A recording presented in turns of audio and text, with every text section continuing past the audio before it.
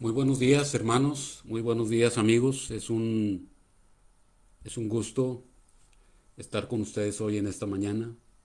Le agradezco a mi Dios que me ha dado la oportunidad de estar ahorita con ustedes. Lamentablemente hace una semana no pude. En la semana anterior me puse bastante mal. Yo creo que fue por las secuelas de la quimioterapia. Me sentí bastante mal, pero le doy gracias a mi Dios que hoy estoy bien. Ayer también me sentí algo mal y mi temor era no poder estar listo para hoy, pero Dios es bueno. Dios sabe por qué nos permite las diferentes circunstancias y le agradezco a Él su gracia, su misericordia para conmigo hoy en esta mañana. Hermanos, queremos compartir hoy la palabra de nuestro Señor. Y pues no me gustaría iniciar sin antes elevar a nuestro Señor una oración de gratitud por la vida, por la salud que nos permite tener. Agradecerle a Dios porque nos ha suplido, nos ha guardado, nos ha cuidado, porque nuestras familias están con bien. Hoy en la mañana nos enteramos del caso de un pastor que no tengo el gusto de conocer, pero que desafortunadamente fue atropellado allá en el estado de Sonora. Específicamente creo que fue en Guaymas, Sonora. Y pues vamos a orar por este hermano pastor que fue atropellado, está en una situación muy triste. Al parecer su pierna fue destrozada por el impacto que tuvo. Y pues la situación económica de los hermanos, de la familia, no es del todo fuerte. No lo atendieron en el hospital, debido a la contingencia que hay, tuvo que ser internado en un hospital particular porque los hospitales de gobierno no estaban atendiendo más que problemas que tenían que ver con la pandemia. Entonces vamos a hacer una oración por este hermano pastor también y por nuestras familias. Señor, hoy en esta hora venimos ante ti, Padre, para alabarte y glorificarte porque tú eres grande, porque Señor, tú eres misericordioso, eres amoroso con nosotros, porque no nos pagas, Señor, conforme a nuestros hechos, porque eres digno de la suprema alabanza. Gracias, Señor, te damos hoy en esta mañana por permitirnos estar aquí compartiendo tu palabra. Gracias, Señor, porque nos provees de una forma que ni nos esperamos, una forma maravillosa. Y también rogamos en este momento que bendigas a nuestro hermano pastor allá en Guaymas, que tú le bendigas al hermano Bernardino, que tú le bendigas, que tú le proveas, Señor, para sus necesidades, que nos uses, Señor, a nosotros para poder proveer para sus necesidades. Tú sabes, Señor, que la hospitalización y la operación a la cual va a ser sometido nuestro hermano es delicada y es grave, asimismo costoso todo este asunto. Que tú proveas, Señor, que nos uses para ello. Y rogamos, Señor, por los hermanos que nos están viendo, que tú bendigas sus familias, bendiga, Señor, también sus finanzas, bendiga su salud, bendigas sus trabajos, bendiga, Señor, cada cosa que realizan nuestros hermanos que nos están viendo, los hermanos que por alguna razón de fuerza mayor no nos pueden ver, bendíceles también, Señor.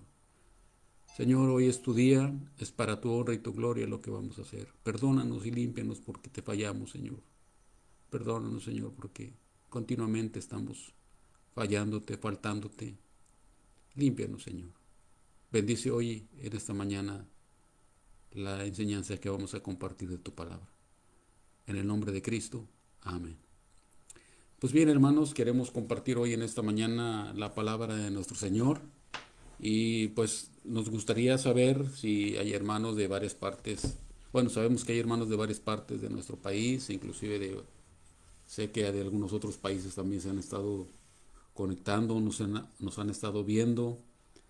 Si tiene algún comentario que quiera compartirnos a través de lo que llaman inbox o un mensaje, le rogamos, ¿verdad? Nos ayudaría bastante saber también de dónde nos están viendo.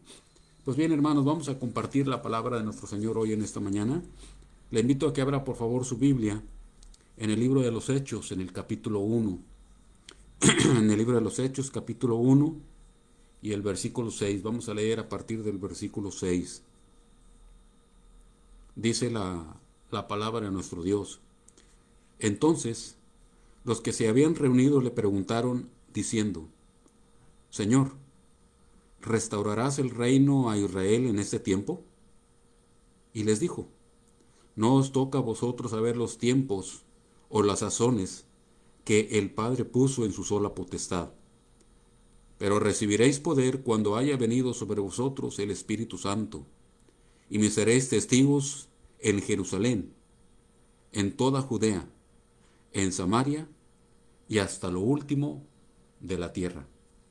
Hermanos y amigos, se dice que el cristianismo es la religión más grande o con mayor adeptos en este planeta, o lo que queda de nuestro planeta, ¿verdad? Porque se ha estado destruyendo continuamente. Se dice que el cristianismo, algunos calculan más de 2.000 millones de personas que se llaman cristianos. En estas cifras que se mencionan, se incluye a todos los que de alguna forma u otra mencionan a Cristo, es decir, aquí incluye a católicos, mormones, testigos de Jehová, protestantes, bautistas, metodistas, presbiterianos, etc.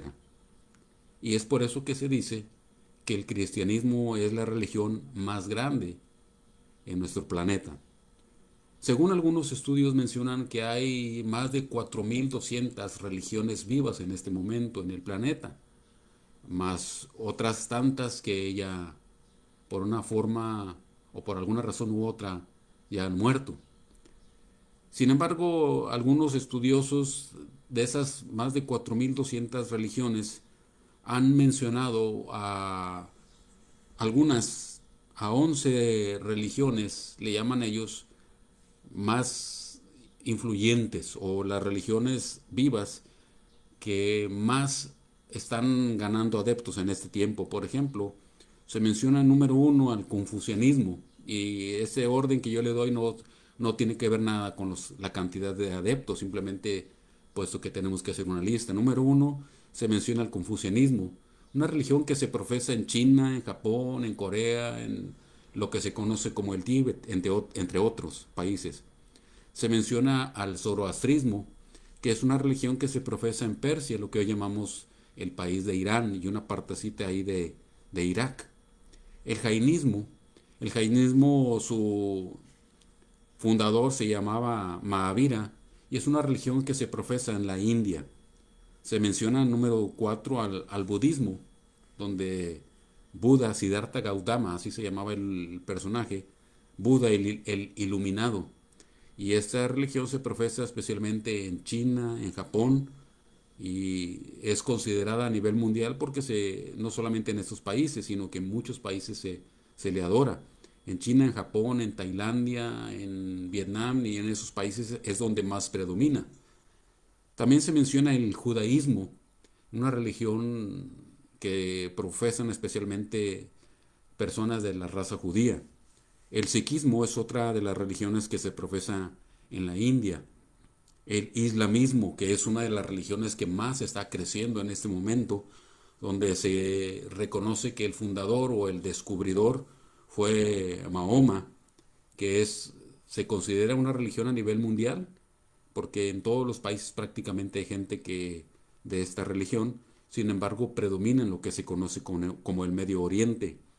También en la China se profesa una religión que se llama taoísmo, donde el fundador fue un hombre llamado Lao Tse.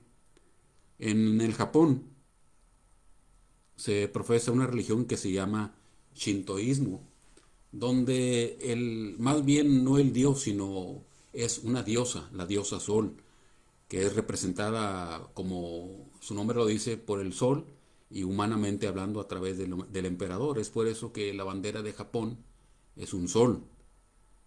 En el número 10 tenemos al hinduismo, que es una religión que se profesa especialmente en la India, donde tiene millones de dioses. Aquí en nuestro país se ha estado diseminando también esta religión a través de algunas revistas, a través de, especialmente de revistas donde sale un dios con forma de elefante y de color azul, etcétera. Hay otros dibujos. Y en el número 11 se considera el cristianismo. Y quise dejar el número 11 el cristianismo porque tenemos que entender lo siguiente.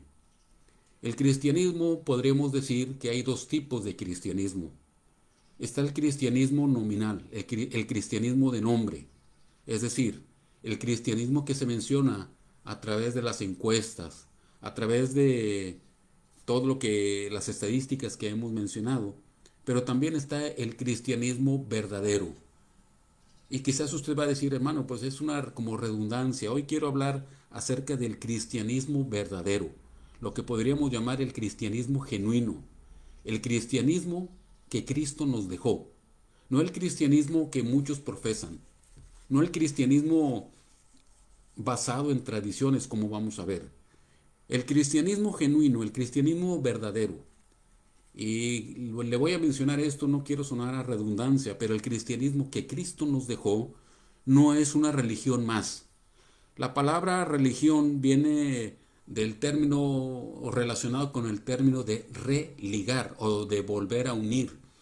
Y la religión es el esfuerzo que el hombre hace para acercarse a alguna divinidad o algún Dios. Es el esfuerzo que hace el hombre por acercarse a Dios por sí mismo, a través de sus propios medios, a través de sus propias ideas. Es la manera humana, podríamos decir, la religión es la manera humana de cubrir sus errores o sus pecados, sus fallas. Y este ejemplo por excelencia, hermanos y amigos, lo encontramos allá en el libro de Génesis capítulo 3, cuando Adán y Eva, cuando dice la Biblia que comieron del fruto prohibido, que la Biblia no dice que era una manzana, es una simple tradición que se menciona que era una manzana, la Biblia no dice que era. Simplemente la Biblia nos dice que comieron del fruto prohibido. Y en ese momento dice la Biblia que sus ojos fueron abiertos y dice que se vieron a sí mismos y descubrieron que estaban desnudos. Y lo que hicieron fue ir y coser hojas de higuera para cubrirse. Ahí comenzó el asunto de religión. La religión es el esfuerzo humano por cubrir las faltas, los errores, los pecados, las fallas. El esfuerzo humano por intentar acercarse a Dios. Adán y Eva lo hicieron a través de las hojas de higueras. Y a través de todos los tiempos el ser humano lo ha buscado de una u otra manera a través de ritos y ceremonias. El cristianismo verdadero, el cristianismo que Cristo nos dejó, no es un sistema de ética, no es un sistema de buenas costumbres, no es un sistema para poder vivir. Aunque hay en la Biblia hay ciertas leyes, hay ciertas reglas para poder vivir, el cristianismo verdadero no es eso, no es un sistema de reglas, de buenas costumbres, aunque en algún momento lo incluye. El cristianismo no es un sistema tampoco de legalismo. No es un sistema para estar basándonos en leyes, en reglas. Yo creo que a usted y a mí nos han preguntado, ¿y en su iglesia qué prohíben? ¿O cuáles son las reglas que hay que cumplir para entrar a su iglesia? Hermanos, amigos, el cristianismo verdadero no es eso. No es un conjunto de reglas. Desafortunadamente, estamos viviendo un cristianismo tan diferente al de Cristo que en muchas iglesias, llámese como se llame, inclusive iglesias bautistas, han puesto o han impuesto una serie de reglas, de leyes, de reglamentos para poder participar o para poder entrar, inclusive para poder asistir a sus reuniones. Cristo no dejó nada de eso. El Señor Jesús a la gente que le seguía nunca les dijo tienen que vestirse así, tienen que portarse así, nunca les dijo eso. Así es que el cristianismo de Jesús, el cristianismo verdadero, no es un sistema de legalismo, no es un sistema de leyes. Déjeme decirle que desafortunadamente los que ponemos las reglas, los legalismos, normalmente caemos en esos mismos errores. El cristianismo no es eso. El cristianismo no es solamente un grupo de personas para tener buenas amistades. Es bueno tener amigos. Dice la Biblia en el libro de Proverbios que el que es amigo debe mostrarse amigos. Y es bueno tener amigos. Algunos de mis mejores amigos los he conocido en el cristianismo. Pero el cristianismo no es para tener amigos, el cristianismo no es para tener buenas amistades, el cristianismo no es, inclusive algunos dicen, para poder casarse y tener un buen esposo o una buena esposa. El cristianismo no es eso. El Señor Jesús nunca dejó un sistema de leyes, un sistema de reglamentos. El Señor Jesús nunca dejó nada, una lista así de que tienes que cumplir esto si me quieres seguir. Él simplemente le decía a la gente, se acercaba y le decía al hombre, sígueme. Y le seguía. Hermanos, amigos, para un sistema de leyes, de reglamentos, en el tiempo del Señor Jesús ya existía. Y ese se llamaba judaísmo. El judaísmo era un sistema de leyes, de reglamentos, de ritos, y déjeme decirle, era bueno en su momento, pero no era lo que el Señor Jesús quería realmente. El Señor Jesús no vino a establecer una nueva religión. El Señor Jesús no vino a establecer un sistema nuevo de reglamentos. El Señor Jesús no vino a establecer una serie de leyes. El Señor Jesús vino a otra cosa. Por eso yo no entiendo cómo es que hay tantas iglesias que ponen reglamentos, leyes e inclusive yo he escuchado de casos en los cuales hasta iglesias en las cuales tienen ahí ropa para que las mujeres que vayan según ellos vestidas indecentemente se cambien y se pongan hasta faldas y vestidos porque van indecentemente. Hermanos, amigos, el Señor Jesús nunca hizo eso. Nunca. Y en la Biblia, en las iglesias del Nuevo Testamento, nunca encontramos una serie de reglamentos. Entonces, cuando hablamos del cristianismo, cuando hablamos de Cristo, ¿de qué estamos hablando? Cuando hablamos del cristianismo verdadero, cuando hablamos del cristianismo que Cristo nos dejó, estamos hablando de algo muy diferente. Algo muy diferente. Dice aquí en donde acabamos de leer, el Señor se acercó y les habló diciendo, aquí en el capítulo 1 y en el versículo 8, dice, pero recibiréis poder cuando haya venido sobre vosotros el Espíritu Santo, y me seréis testigos en Jerusalén, en toda Judea, en Samaria y hasta lo último de la tierra. El Señor Jesús nos dejó la obligación de ser testigos. ¿Testigos de qué? Es el ser cristiano, es ser testigos de una vida nueva. El cristianismo, hermanos, amigos, no es un sistema de leyes. El cristianismo verdadero es un sistema de vida, es una forma de vida. No es una forma de vida que yo mismo me impongo, sino es una forma de vida que el Señor Jesús me ha dado. Es una forma de vida que el Señor Jesús ha puesto en mí, no porque soy bueno, sino por lo que Él ha hecho en mi vida. Dice aquí en 2 Corintios, yo le voy a pedir que busque por favor ahí en su Biblia. Yo se lo puedo leer y se lo puedo decir de memoria.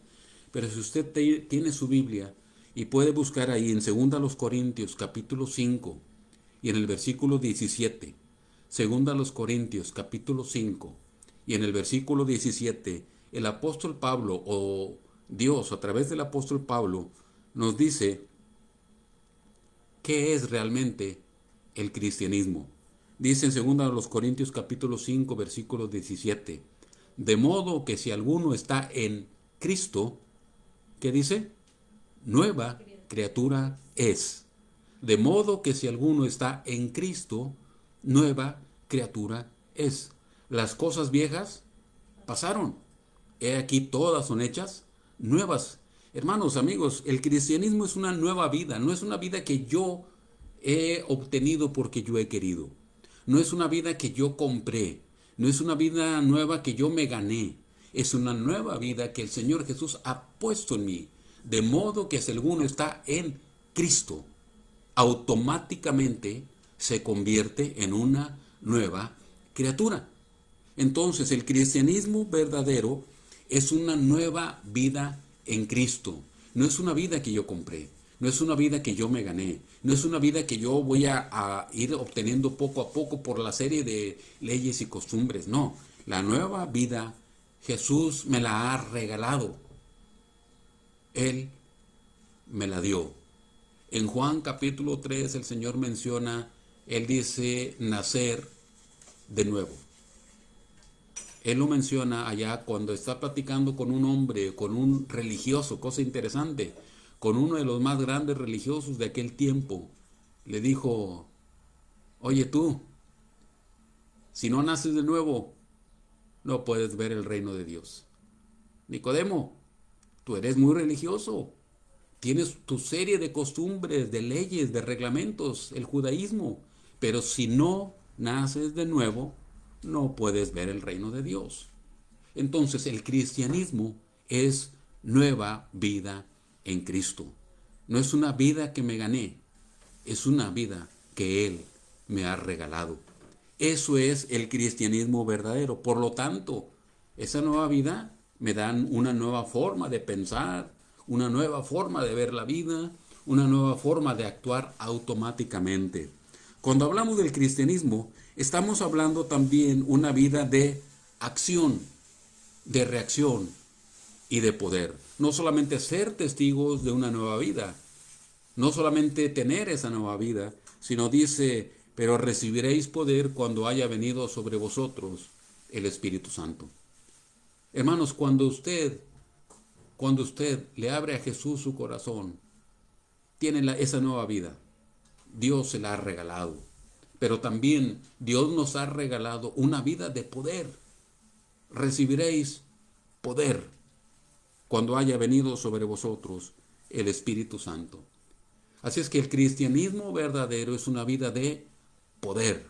Hermanos, es triste que la mayoría de los cristianos siempre andamos tristes, andamos desanimados, andamos frustrados, andamos apocados. ¿Por qué? Es que Satanás me ataca. Fíjese que es triste que la mayoría de los cristianos y la mayoría de las iglesias nos quejamos de que Satanás nos ataca. Ahora, déjeme decirle lo siguiente. Es cierto que Satanás nos ataca, pero el Señor nos ha escogido para ser sus soldados, soldados triunfadores. Ahora, cuando el Señor utiliza, o el apóstol Pablo utiliza el término soldado, no habla de un soldado en el sentido de ser un soldado defensivo, solamente estarse defendiendo. Cuando habla de un soldado, da a entender lo que un soldado romano hacía. Un soldado romano hacía no defender a su rey o a su emperador o a su república en su momento. El soldado romano lo que hacía era extender el reino de su señor. Era que el reino o el imperio de su rey fuera creciendo, era ir conquistando. Así es que el cristianismo verdadero no se trata de ser defensivos, no se trata de estar ahí llorando, lamentándonos que Satanás nos ataca, Satanás nos está derrotando y pobrecito de mí, ya fui derrotado. No, hermanos, el cristianismo verdadero es una vida de poder, es una vida de triunfo. Por eso dice, recibiréis poder. Cuando usted tiene a Cristo Jesús en su corazón, así automáticamente, ¡pum!, viene el sello del Espíritu Santo. Ya tenemos el Espíritu Santo. Entonces, si tenemos el Espíritu Santo, ¿qué es lo que tenemos según este versículo? Poder.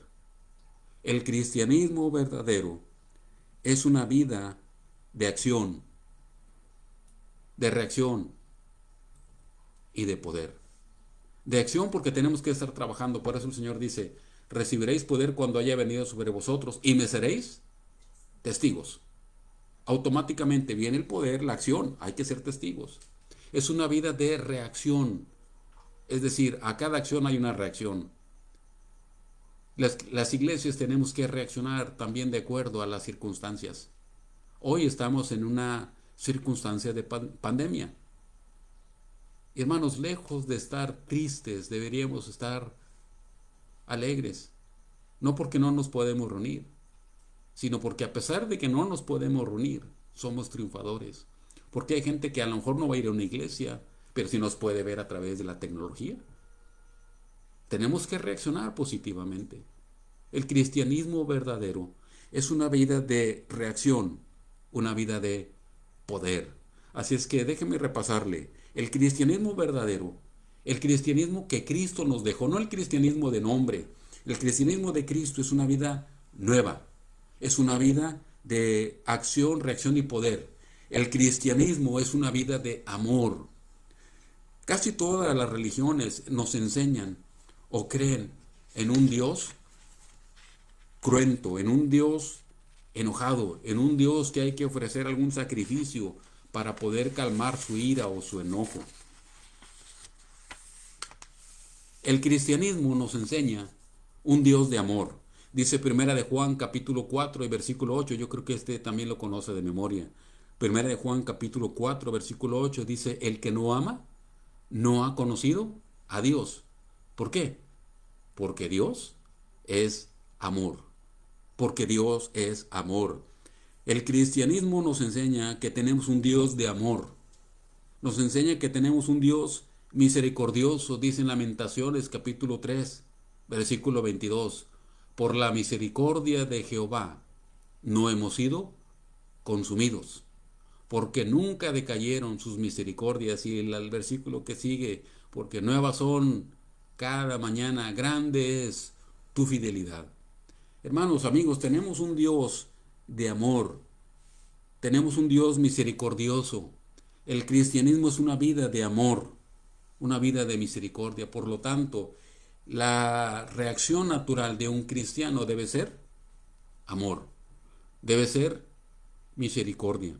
Misericordia es mostrar compasión para las personas o para aquel ser que se encuentra en la miseria. Puede ser en la miseria económica, puede ser en la miseria espiritual, puede ser en la miseria emocional, puede ser en la miseria moral. Tenemos que mostrar misericordia para con nuestros semejantes.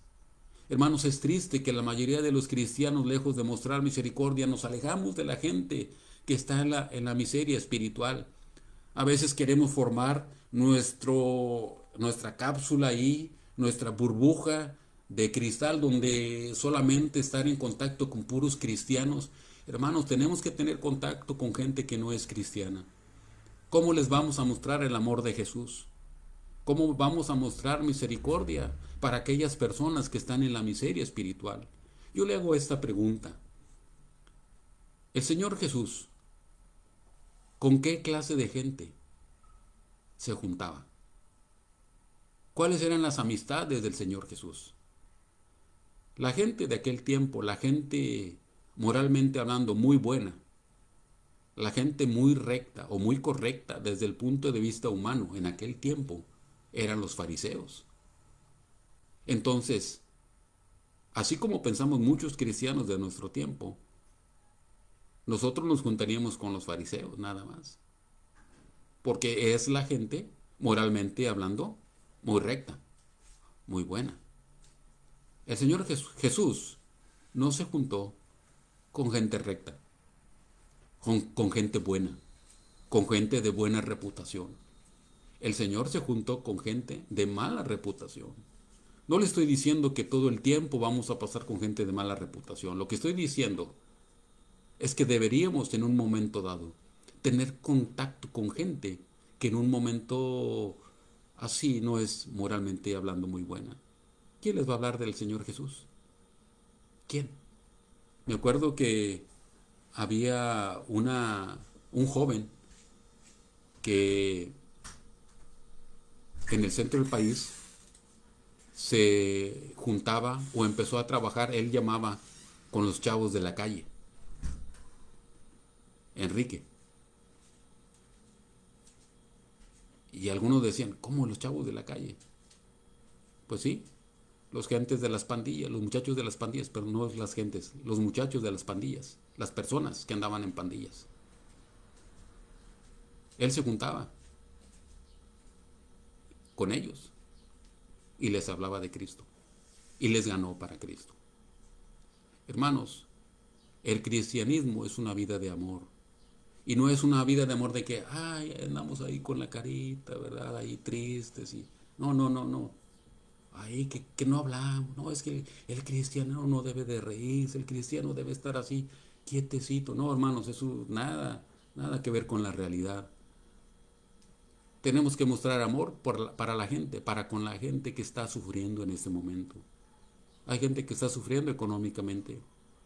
Hay gente que está sufriendo emocionalmente.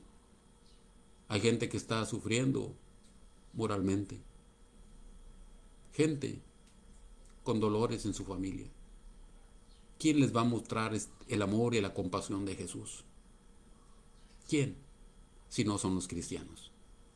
El cristianismo es una vida de amor y misericordia.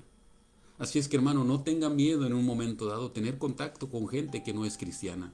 No le estoy diciendo que va a pasar todo el tiempo con ellos, pero tampoco no evitarlos. Le digo, a veces los cristianos queremos estar en nuestra burbuja de cristal, no tener contacto. No, no, no te juntes con fulano porque no sabes que es drogadicto, no sabes que la señora tiene mala reputación. Esa es la gente con la cual el Señor Jesús se relacionaba. Con publicanos y rameras. La gente que vive aquí en Monterrey, le hago esta pregunta. Si el Señor Jesús viviera en este tiempo aquí en Monterrey, ¿en qué colonias o en cuáles colonias el Señor andaría predicando? ¿En cuáles? Aquí en Monterrey, las colonias famosas por tanta delincuencia, diríamos la Independencia, la zona que le llaman la Coyotera y esas zonas, el Señor andaría por ahí. Con esos muchachos que andan ahí con la música esa de vallenatos. No estoy diciendo que la gente que escucha vallenatos es mala, no estoy hablando de eso. Pero con esa gente pandillera, él andaría ahí. Así es que, hermano, el cristianismo verdadero es una vida de amor y de misericordia. Tenemos que mostrar nuestro amor y la misericordia del Señor Jesús para con esas personas. El cristianismo verdadero es una vida de santidad. Mire, vaya por favor ahí en sus Biblias, ahí en el libro de Isaías capítulo 6, busque por favor ahí en su Biblia, Isaías capítulo 6, y vamos a leer algunos versículos de ese libro de Isaías. El profeta Isaías tuvo una visión y él empieza ahí a relatarnos esa visión. Dice Isaías capítulo 6, versículo 1. Dice, en el año que murió el rey Usías, vi yo al Señor sentado sobre un trono alto y sublime, y sus faldas llenaban el templo. Por encima de él había serafines, cada uno tenía 6 alas, con 2 cubrían sus rostros, con 2 cubrían sus pies, y con 2 volaban. Y el uno al otro daba voces diciendo, Santo, Santo, Santo, Jehová de los ejércitos, toda la tierra está llena de su gloria. Fíjese lo que dice el versículo 3. Y el uno al otro daba voces diciendo, Santo, Santo, Santo, Jehová de los ejércitos, toda la tierra está llena de su gloria. La vida cristiana, la vida del cristianismo verdadero, la vida que el Señor Jesús nos dejó, es una vida de santidad. Hermanos, una cosa es ser santo o una vida de santidad y otra cosa es una vida de santurronerías. Discúlpeme la expresión, pero estamos enseñando muchas veces en las iglesias conceptos, leyes y reglamentos humanos, ideas humanas, y las enseñamos como si fueran enseñanzas divinas. El Señor Jesús, Él fue santo también, alejado del pecado, sin embargo mostrando amor para con el pecador. Él anduvo en el pecado, entre el pecado, porque anduvo entre rameras y publicanos. Sin embargo, Él no se contaminó.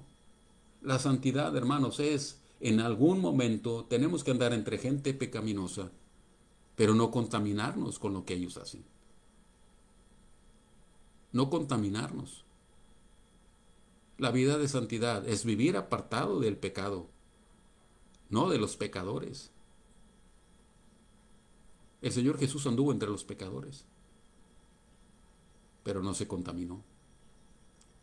El cristianismo en un momento dado, hermanos, vamos a andar entre gente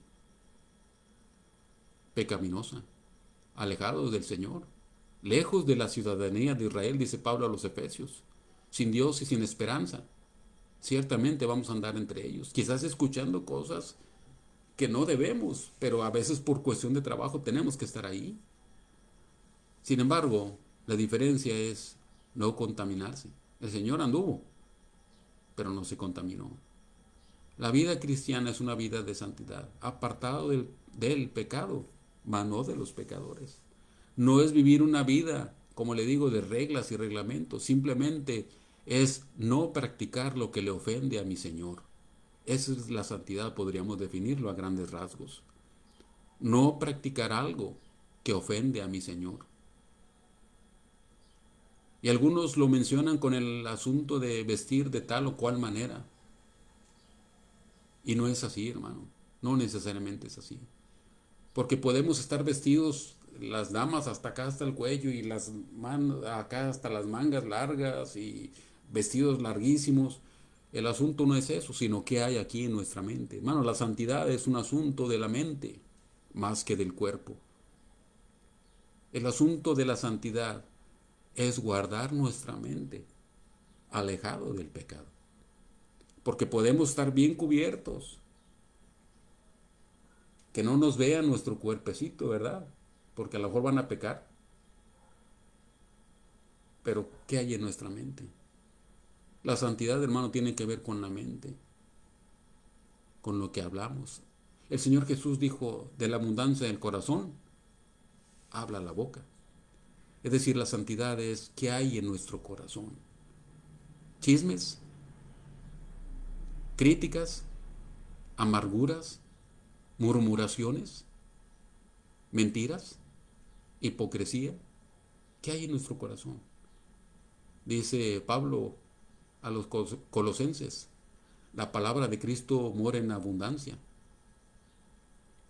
¿Qué es lo que debe haber en nuestro corazón? La palabra del Señor en nuestro corazón, en abundancia. Eso es la santidad.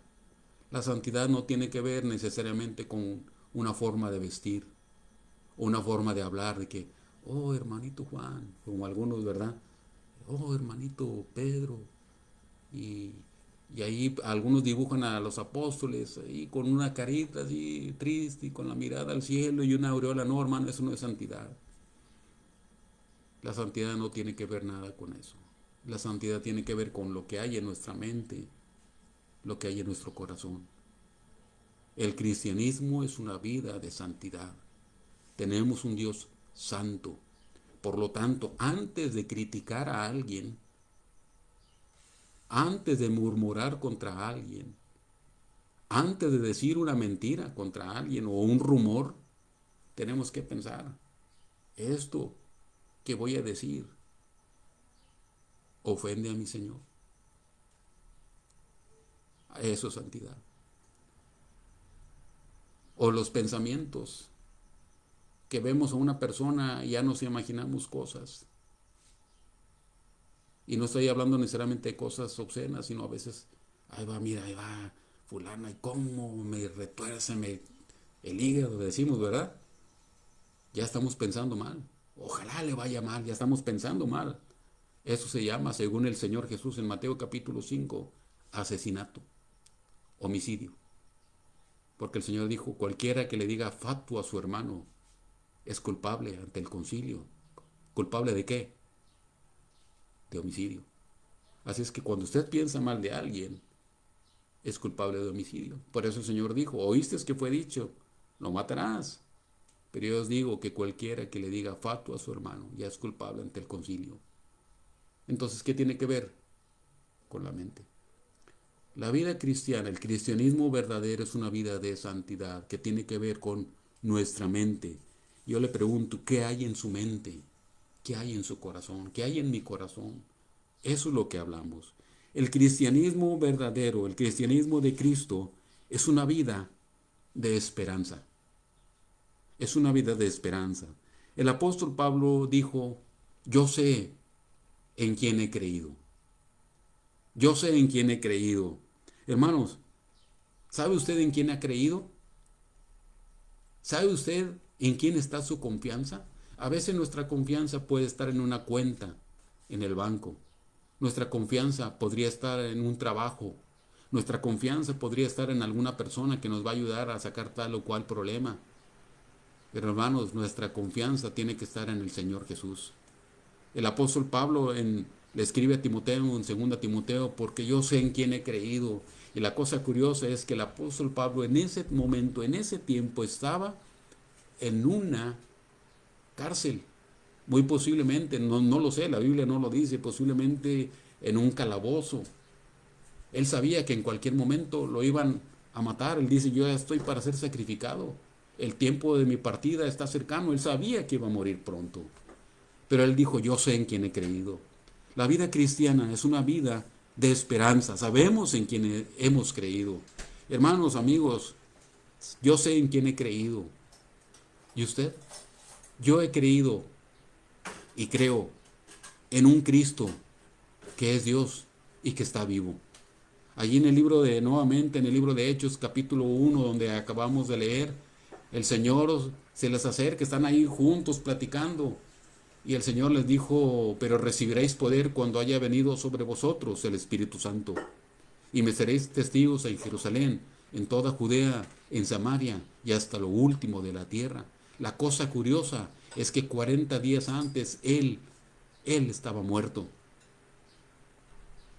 Sí, esos discípulos lo habían visto morir de la forma más cruel, más dolorosa, más vergonzosa.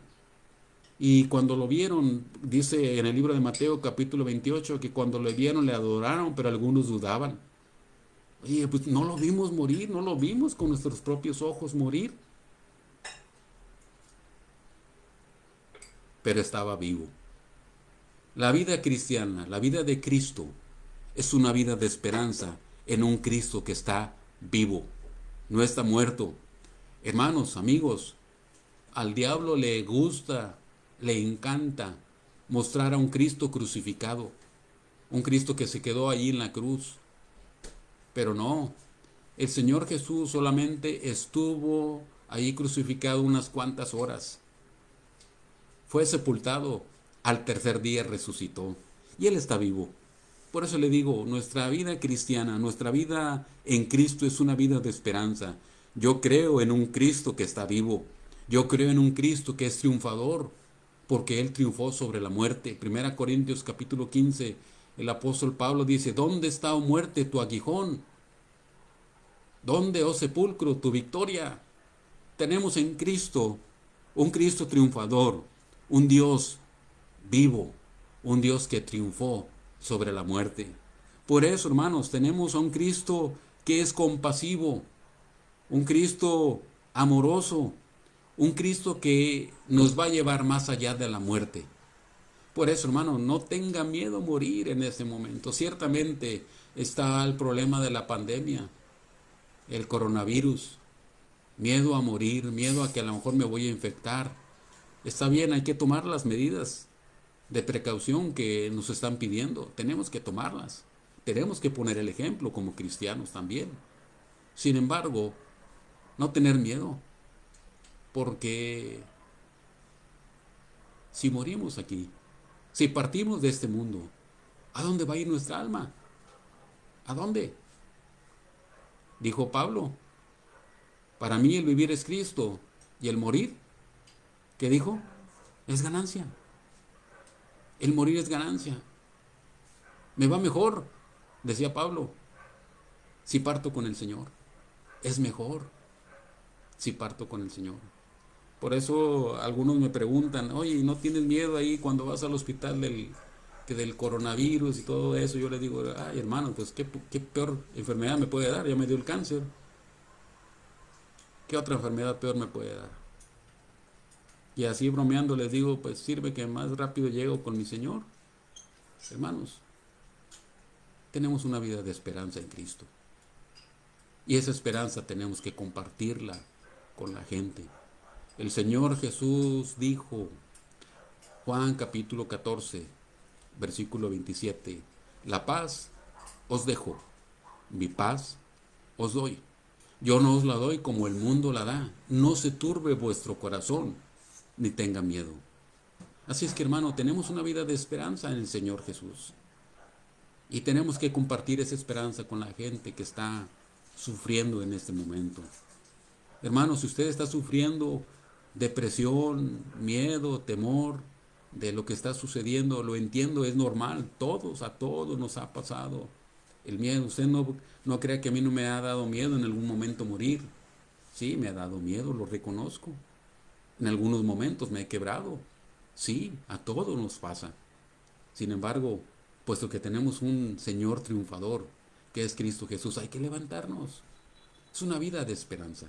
El cristianismo de Cristo, le reitero que suena a redundancia, el cristianismo que Cristo nos dejó es una vida nueva, es una vida de acción, reacción y poder.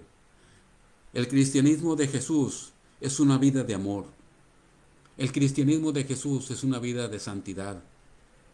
El cristianismo de Jesús es una vida de esperanza. Hermanos, el panorama mundial no pinta nada bueno, dicen algunos. Vienen momentos más difíciles y complicados económicamente, emocionalmente, espiritualmente. Las iglesias están colapsando, muchas iglesias están colapsando. Pero hermanos, en Cristo somos más que vencedores. ¿No lo cree? En Cristo somos más que triunfadores. No somos ganadores, somos más que triunfadores. Hermano, yo le invito a que en este momento, si usted está atravesando por una situación de tristeza, de frustración, de depresión, de crisis emocional, de desánimo, lo entiendo, yo lo he pasado. Y yo le invito a que se desanime, pero vuélvase a animar en el Señor Jesús. Agarre nuevas fuerzas. El Señor Jesús lo entiende. El Señor Jesús sabe lo que usted está pasando. Sabe, conoce su situación. Él está a su lado. El Señor dijo, yo estoy con vosotros todos los días hasta el fin del mundo. El Señor está con usted. Simplemente lo que tenemos que hacer es ir con Él y decirle, Señor, perdóname porque no he vivido la vida que debería vivir, de triunfo, de amor, una vida de poder. Siempre estoy lamentándome. Hoy quiero vivir esa vida de triunfo, de victoria, de amor, de esperanza, de compasión, de santidad. Y si en esta tarde también hay una persona que dice, hermano, yo no sé, yo no tengo esperanza, yo no sé qué va a pasar con mi alma al morir. Yo le tengo una muy buena noticia. En Jesús hay esperanza. La palabra esperanza no es saber si algo pasa, es algo que va a pasar. Eso es esperanza. Algo va a pasar. El Señor Jesús quiere salvarle, quiere perdonarle sus pecados. Cada pecado que cometemos es una ofensa contra Dios. Hemos ofendido a Dios de maneras que ni nos imaginamos. Y cada ofensa, cada pecado trae su consecuencia. Y la Biblia dice que es la condenación eterna. Pero la esperanza que tenemos, la buena noticia que tenemos, es que el Señor Jesús murió por sus pecados, por mis pecados. Y Él quiere perdonarle sus pecados. Él quiere salvarle. La única cosa que usted tiene que hacer es pedirle perdón por las ofensas que ha cometido contra Él. Pedirle perdón por sus pecados. Y Él le va a perdonar. El Señor Jesús le perdona. El cristianismo verdadero no es algo a lo cual yo me meto. El cristianismo verdadero es algo que Él me ha dado a través de Cristo. y Él quiere darle la vida eterna. Vamos a hacer una oración. Le invito a que ahí en su hogar, donde usted se encuentra, cierre sus ojos, por favor, y vamos a hacer una oración. Señor, hoy en esta hora venimos ante ti, agradeciéndote lo bueno que eres. Padre, en este momento venimos pidiéndote perdón, porque nuestra vida no es lo que debería en muchos de nosotros. Estamos viviendo vidas tristes, vidas derrotadas, vidas frustradas, vidas pecaminosas. Señor, venimos ante ti a que nos perdones, que nos limpies con la sangre de Cristo y que nos enseñes a vivir una vida victoriosa, una vida triunfadora, una vida santa, una vida impregnada y empapada de tu palabra. Padre, gracias por ese tiempo. Si usted en este momento, así con sus ojos cerrados, no sabe, no tiene la esperanza de ir al cielo, yo le invito a que le pida al Señor Jesús perdón por sus pecados. El pecado no es cualquier cosa, el pecado es algo grave. El pecado es algo muy triste, son ofensas graves contra Dios. Yo le invito, si usted quiere el perdón de sus pecados, yo le invito a que le diga a Jesús la siguiente oración. Dígale al Señor Jesús, yo reconozco que he pecado. Yo reconozco que te he ofendido con mi vida. Yo reconozco que te he faltado. Yo te pido en este momento que perdones mis pecados. Te pido que me perdones todas las ofensas que he cometido contra ti. Te pido que me perdones y te pido que me salves. Te pido que me lleves al cielo cuando yo muera. Que salves mi alma en este momento. Te lo pido en el nombre de Cristo. Amén. Amén. Si usted en este momento le ha pedido a Jesús que le perdone sus pecados, yo le invito a que me lo haga saber a través de un mensajito, por favor. Y también, hermanos, quiero agradecerles su tiempo, su confianza y sus oraciones. Dios nos ha provisto en esta semana. Estábamos en una situación complicadita, pero Dios nos ha provisto en varias áreas. Nos ha provisto económicamente, nos ha provisto en cuanto a salud, en sentirme un poquito mejor. Y les ruego que pues nos sigan ayudándonos en oración por la salud mía, por la salud de mi esposa, porque mi esposa también ha estado algo delicada de salud. El cansancio, el agotamiento ha estado haciendo mella en la salud de mi esposa, porque cuidar a alguien como yo con problemas de cáncer no es fácil. Aparte que uno como esposo aparte es latoso, ¿verdad? Dicen que el hijo mayor de la mamá es el esposo, porque a veces uno como esposo es más latoso que los hijos.